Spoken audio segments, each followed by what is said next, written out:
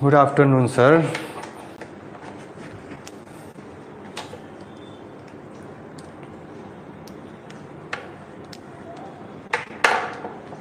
अभी देखिए हमको क्या करना है, अभी हमको क्या करना है कि कन्फाइंड स्पेस में क्या रिक्वायरमेंट है। ठीक है,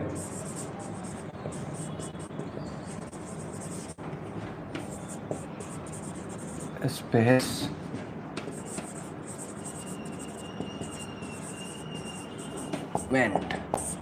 मतलब कन्फाइंड स्पेस में क्या क्या रिक्वायरमेंट हो सकती है। ठीक है, तो सबसे पहले आप एक चीज़ याद रखना कि कहीं भी कुछ भी चीज़ का रिक्वायरमेंट हो ना हो उससे मैटर नहीं करता, काम करना है।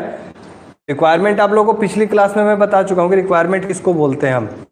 ठीक है, आप अगर काम को करने के लिए जाते हो, जैसे मान लो कि हम काम करने जो जा रहे हैं हाइट वर्क का, हॉट वर्क का, तो उस वर्क में हमें एज ए सेफ्टी ऑफिसर क्या चीज़ की ज़रूरत होगी। ठीक है, उसी को बोलते हैं रिक्वायरमेंट। ठीक है, तो पहला रिक्वायरमेंट क्या होगी हमारे लिए, पहला होगा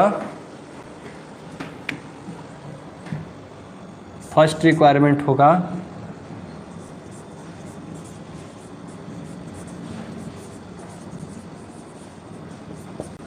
वर्क परमिट। क्या चीज़ का? कन्फाइंड स्पेस का। कन्फाइंड स्पेस में काम करने जा रहे हैं ना, तो कन्फाइंड स्पेस का वर्क परमिट चाहिए अपने को। क्या चाहिए? कन्फाइंड स्पेस का वर्क परमिट चाहिए। दूसरा क्या चाहिए? दूसरा चाहिए रिलेवेंट वर्क का वर्क परमिट चाहिए। कौन सा?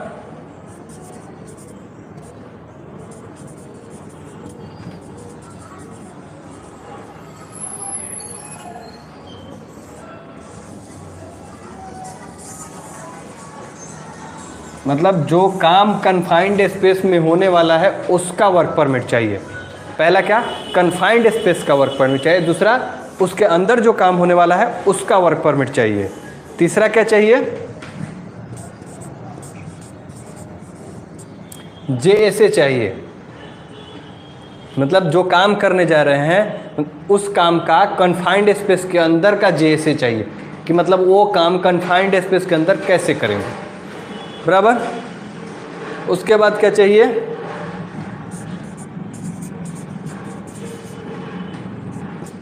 Stand by man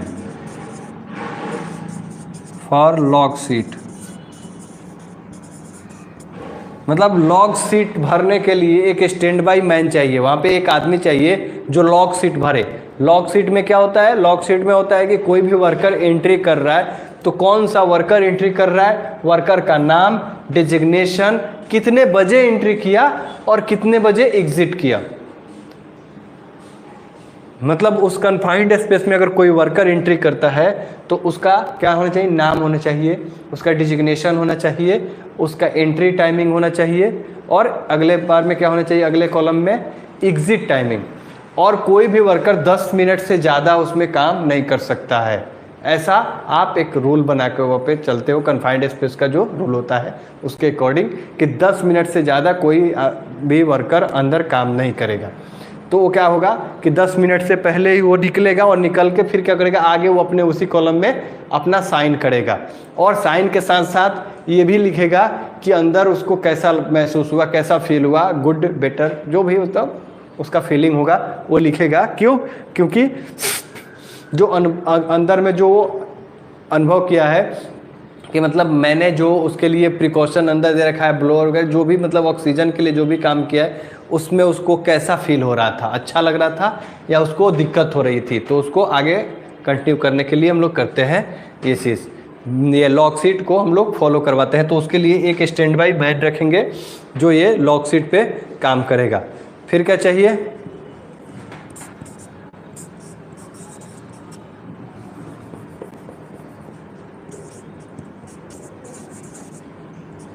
tripod. ये ट्राइपॉड क्या होता है? आपने देखा होगा, ये आजकल कैमरा वैमरा स्टैंड के लिए हम लोग ट्राइपॉड यूज़ करते हैं खूब आसानी से। कैमरा वैमरा यूज़ करने के लिए उसमें ट्राइपॉड क्या होता है? 3 उसमें स्टैंड होते हैं और उसको ऐसे करके हम लोग एक जगह पे खड़ा कर देते हैं। ऐसा होता है और यहाँ पे।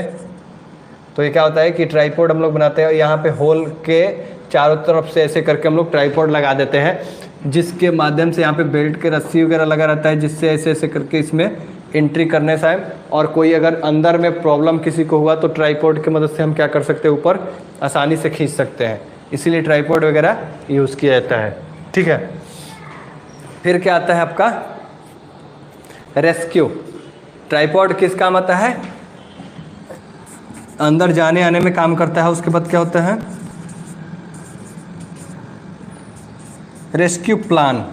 देखो सिंपल सी बात है, जब रेस्क्यू प्लान नहीं रहना हजार्ड है तो रिक्वायरमेंट में रेस्क्यू प्लान होना ही चाहिए, है ना।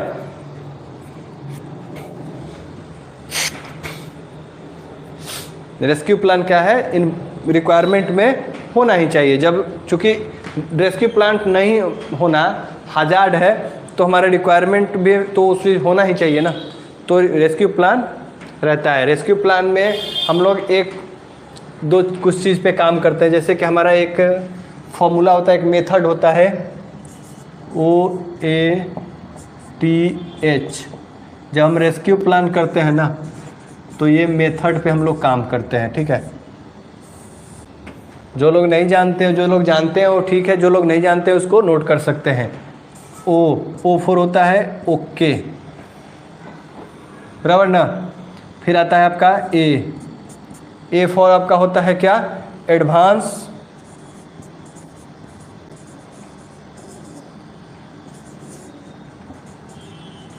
गिव मी रोप।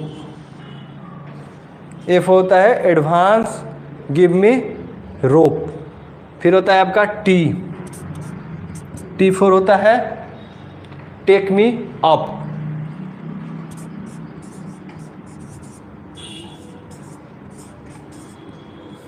फिर होता है आपका H मतलब होता है हेल्प।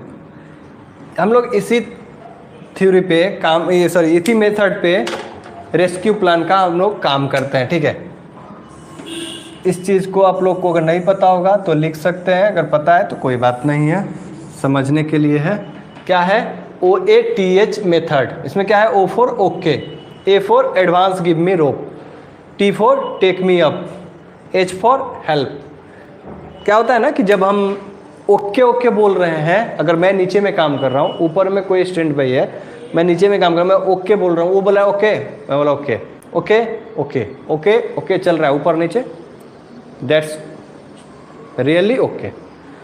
आगे एडवांस, उसके बाद क्या कहता है ए बोल रहा है एडवांस गिव मी रोप, मतलब पहले ही एडवांस में उसको रोप, मुझे रोप दे, मुझे मतलब मेरे पास एक रस्सी दे के छोड़ दो,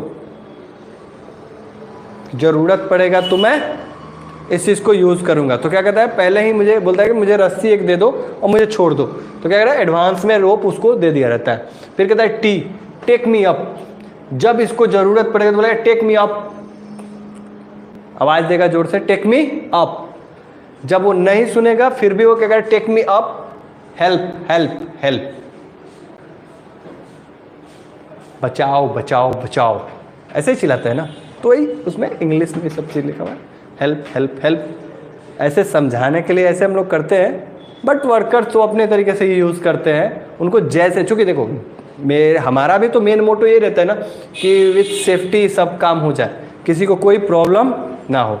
तो वहाँ पे ही भी यही चीज़ हम लोग यूज़ करते हैं कि किसी को कोई प्रॉब्लम ना हो, बाकी कौन सा लैंग्वेज यूज़ कर रहा है ज़्यादा मैटर नहीं करता है। ठीक है, फिर आता है कंप्रेस्ड गैस सिलेंडर।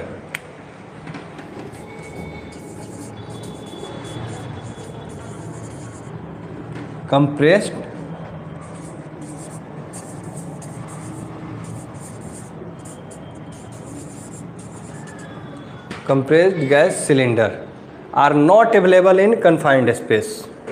मतलब क्या कर रहा है, रिक्वायरमेंट में, ये रिक्वायरमेंट में डाल के रखा है कि क्या होना चाहिए, गैस सिलेंडर नहीं अवेलेबल होना चाहिए।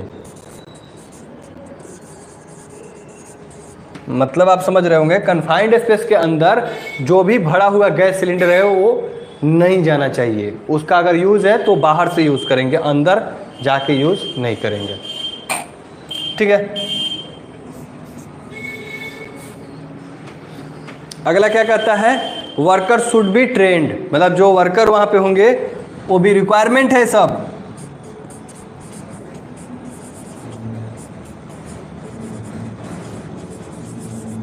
जो वर्कर वहां पे काम करेंगे वो क्या होने चाहिए, ट्रेंड होने चाहिए। अनट्रेंड मतलब जिसको उस चीज़ का नॉलेज ना हो, उस काम को जानकारी ना हो, उसको हम काम में नहीं रखेंगे। ऐसा नहीं है कि किसी को भी। और जो सुपरवाइजर होगा वो भी प्रॉपर होगा, मतलब ऐसा नहीं कि वर्कर ही केवल, जो सुपरवाइजर वहां पे काम करेगा वो भी क्या होगा, प्रॉपर सुपरवाइजर होगा। मतलब आप समझ रहे होंगे प्रॉपर सुपरवाइजर मतलब आप समझो।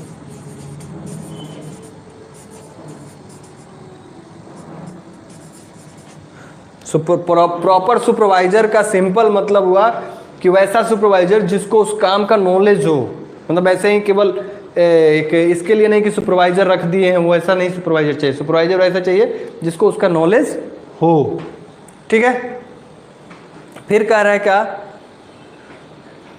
प्रॉपर साइनेज लगा होना चाहिए वहां पे। क्या होना चाहिए,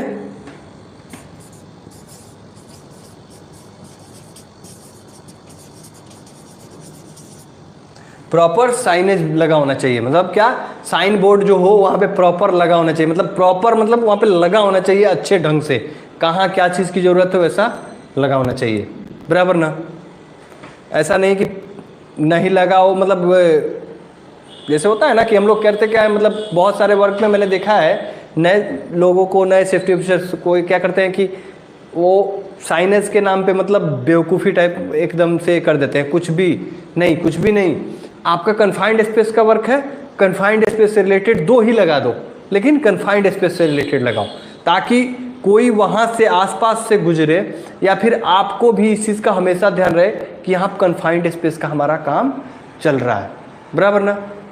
फिर आपका क्या आता है उसमें, प्रॉपर वेंटिलेशन का व्यवस्था करना होगा। मतलब वेंटिलेशन नहीं है, हजार्ड है, तो वेंटिलेशन का तो हमें व्यवस्था करना पड़ेगा, उसका उपाय करना पड़ेगा ना। तो वहां पे क्या देना पड़ेगा,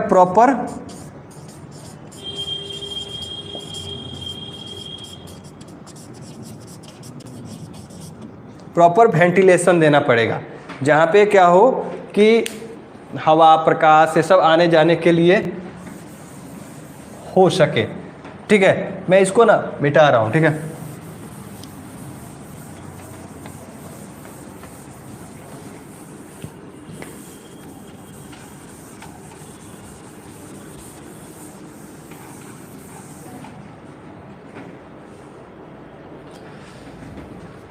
प्रॉपर वेंटिलेशन देना चाहिए। उसके बाद क्या कर रहा है, जो मतलब कन्फाइंड स्पेस है वहां पे क्या होना चाहिए,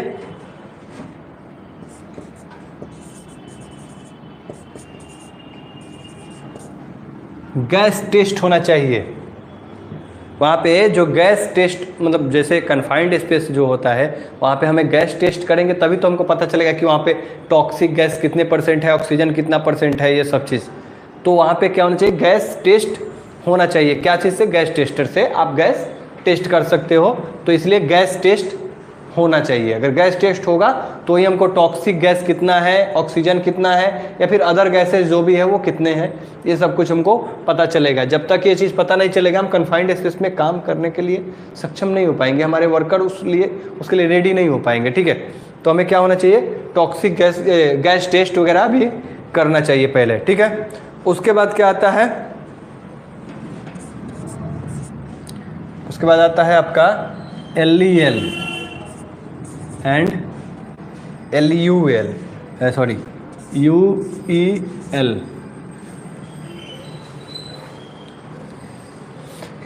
कह रहा है कि LEL and UEL should be 0। क्या होना चाहिए, 0 होना चाहिए। तो सबसे बड़ा ड्रामा तो यहाँ पे आ गया ना कि LEL क्या है, UEL क्या है। तो देखो LEL और UEL क्या होता है, LEL मतलब होता है लोअर एक्सक्लूसिव लिमिट और UEL होता है अपर एक्सक्लूसिव लिमिट। कोई भी आपका जो एक्सप्लोसिव होता है, मतलब कोई भी एक्सप्लोसिव, कोई भी ऐसा फ्लेमेबल टाइप में आपका मटेरियल होता है, उसका एक लिमिट होता है कि सबसे ज़्यादा वो मतलब हल्का सा भी कहाँ कितना उसको पहले हम एक्सप्लोजन देंगे, कितना हीट देंगे तो वो आग पकड़ लेगा, और मैक्सिमम कितना वो मतलब एक्सप्लोज कर सकता है, कितना वो उस चीज़ को बढ़ा सकता है अपने तरफ से। तो लिमिट होता है इसमें। जैसे मान लीजिए कि एलपीजी है, तो एलपीजी का भी एक लिमिट होगा कि कब तक वो पकड़ रहेगा। जैसे सिंपल, ये लकड़ी है, ये क्या है, लकड़ी है, तो इसको कितना देर हीट करेंगे, कितना टेम्परेचर पे पकड़ाएंगे देंगे यहाँ पे कि ये आग पकड़ सकता है। समझ रहे हैं ना? और कितना देर के लिए वो टेम्परेचर देना पड़ेगा, या फिर टेम्परेचर बढ़ा के दे देंगे तो जल्दी पकड़ लेगा, या फिर इसको उस हिसाब से कर लेंगे रेडी। तो वो चीज़ ना, उसी को बोलते हैं लोअर और अपर, मतलब सबसे कम और सबसे ज़्यादा। वो क्या होना चाहिए, ना ही लोअर होना चाहिए उसमें, ना ही अपर होना चाहिए। कहाँ, कन्फाइंड स्पेस के अंदर, मतलब ऐसा होना चाहिए कि आग पकड़े नहीं। तो जीरो तो करना मुश्किल है, लेकिन फिर भी हम चाहे तो थोड़ा सा गैस टेस्ट के माध्यम से उस चीज़ को जीरो ना करके कम से कम जीरो के हिसाब से कुछ तो लिमिट में रख सकते हैं। ठीक है, कोई भी चीज़ को जीरो करना बहुत मुश्किल है, ठीक है, लेकिन एक लिमिट में इसको हम लोग ला सकते हैं अगर हम कोशिश करें तो। ठीक है, उसके बाद है oxygen should not be less than 19.5%।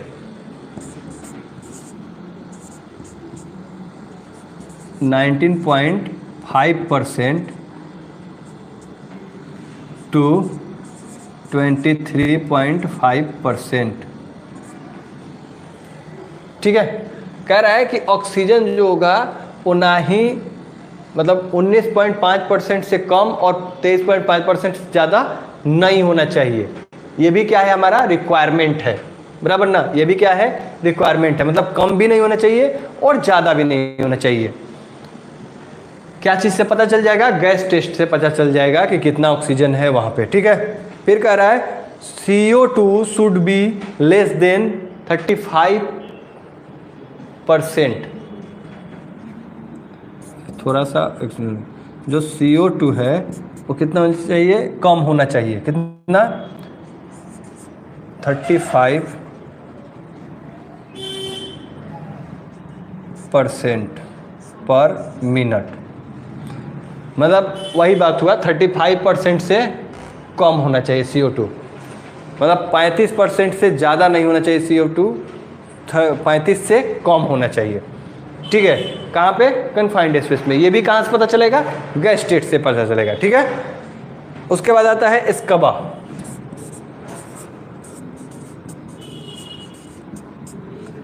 Scuba आपके लिए होमवर्क, स्कबा का फुल फॉर्म क्या होता है और स्कबा क्या होता है, ये चीज़ आप लोग को बताना होगा।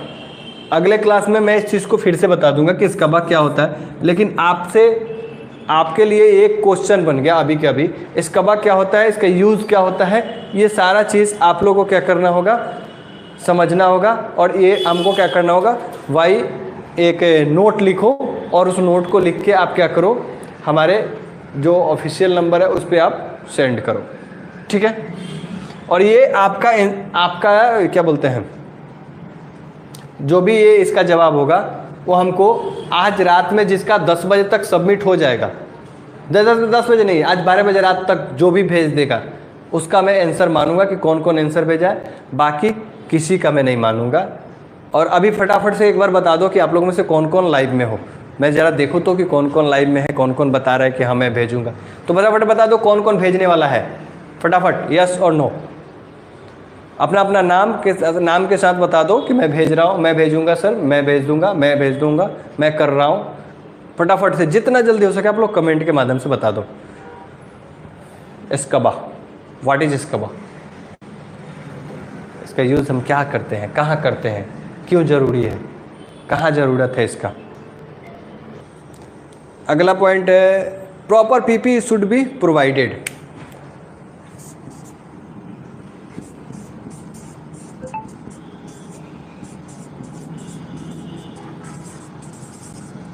क्या होगा, पीपी प्रोवाइड कर देंगे।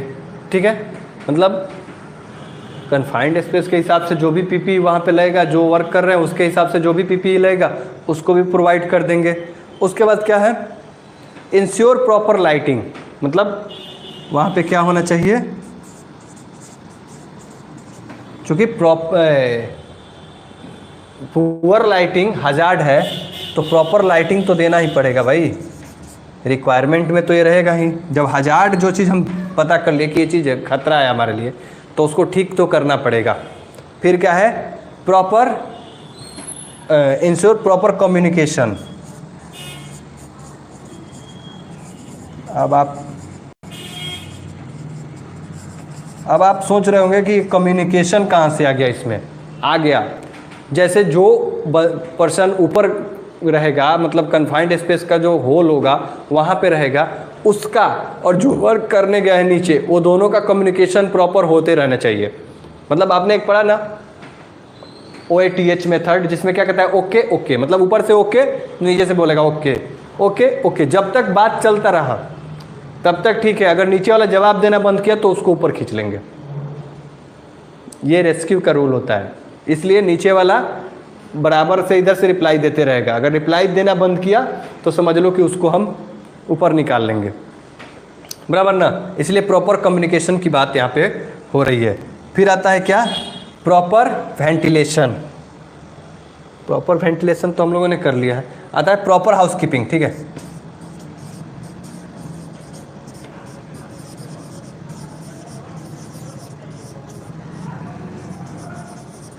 प्रॉपर हाउसकीपिंग,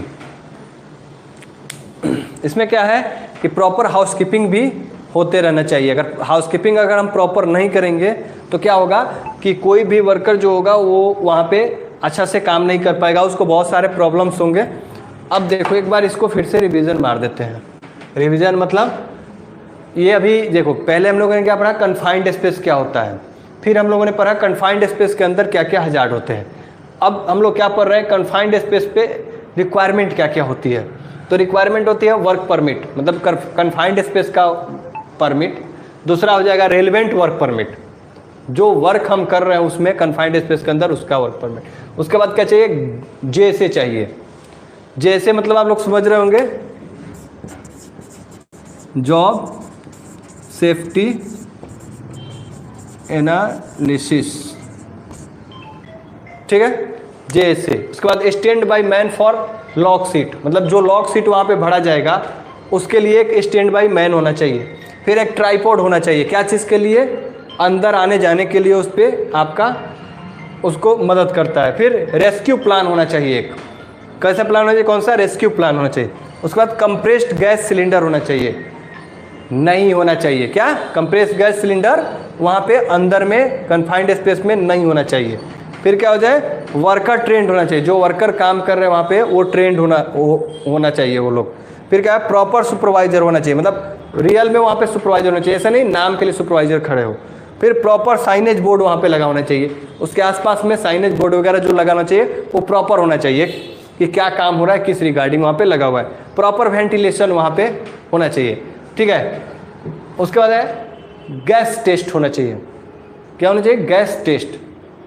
गैस टेस्ट से आपको LEL और UEL मिल जाता है, जो कि LEL UEL क्या होता है, कोई भी चीज़ वहाँ पे एक्सप्लोर लोअर एक्सप्लोसिव लिमिट होता है। LEL का फुल फॉर्म, LEL का फुल फॉर्म होता है,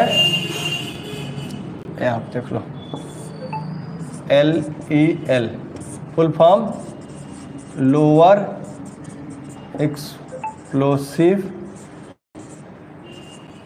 लिमिट, बराबर। और UEL का फुल फॉर्म होता है अपर एक्सप्लोसिव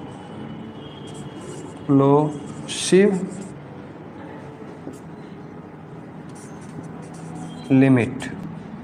यही होता है आपका LEL और UEL। इसमें क्या है, ये 0 होना चाहिए। तो ये पता कैसे चलेगा, गैस टेस्ट से। गैस टेस्ट में क्या दिखना चाहिए, ऑक्सीजन कितना होना चाहिए, 19.5 से 23.5 तक, मतलब 19.5% टू 23.5% होना चाहिए, क्या चीज़, ऑक्सीजन।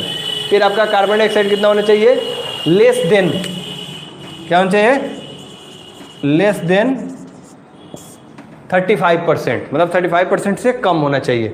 इसकबा, इसकबा आपका होमवर्क है, मैंने आपको बताया इसकबा आपका होमवर्क है।